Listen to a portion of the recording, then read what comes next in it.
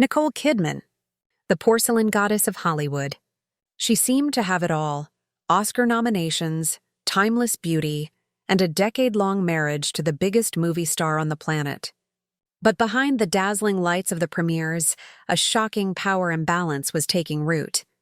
What happened next shocked everyone, revealing the dark cost of being Mrs. Tom Cruise. The truth was far more isolating than anyone imagined. Born in Honolulu in 1967, raised in Sydney, Australia, Nicole was a tall, flame-haired outsider. Her early ambition was palpable, pushing her through Australian film and television. In 1989, she landed the thriller Dead Calm. It was a breakout role, showcasing her intense emotionality. This led her straight to the set of Days of Thunder in 1990. Little did the ambitious 23-year-old know that the co-star she was about to meet would not just be her husband, but the architect of her professional identity for the next 10 years. The marriage to Tom Cruise became an international obsession. Tomcat, years before the term existed. They were the ultimate power couple, young, beautiful, and inescapable. Nicole's career, however, began to suffer. She chose passion over strategic roles, often appearing as Tom's wife, not Nicole Kidman, the actress. She has admitted, "I kind of merged into him." The roles she did take, like Far and Away, 1992, and Eyes Wide Shut, 1999, were directed by men who, consciously or unconsciously, played into the idea of the celebrity wife. Tension mounted during the intensely private, 2-year shoot of Stanley Kubrick's Eyes Wide Shut. The film, a deep dive into marital secrecy, forced them to confront their relationship on screen.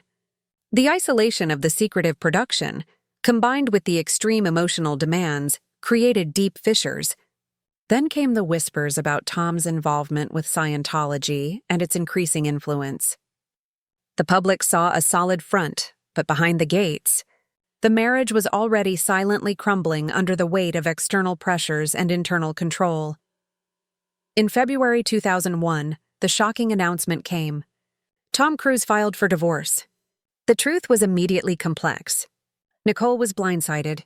She later confessed she was in a state of shock. What was even more devastating was the timing. It effectively ended her relationship with their adopted children, Isabella and Connor, who remained in the fold of Scientology with their father. The private pain was made public. The ultimate revelation? Despite her fame, she had lost control of her own narrative. She was a major star, but had become entirely defined by the man she married. The divorce was devastating, but it was also her liberation. In a quiet, powerful moment, she walked the red carpet for Moulin Rouge. Alone, suddenly she was her own woman. This freedom fueled a professional rebirth. She won the Oscar for the Hours, 2002, and went on to deliver a string of nuanced, complex performances. She found enduring love with Keith Urban. Nicole Kidman finally stepped out of the shadow and into her own spotlight, proving that sometimes the end of a marriage is the true beginning of a legacy.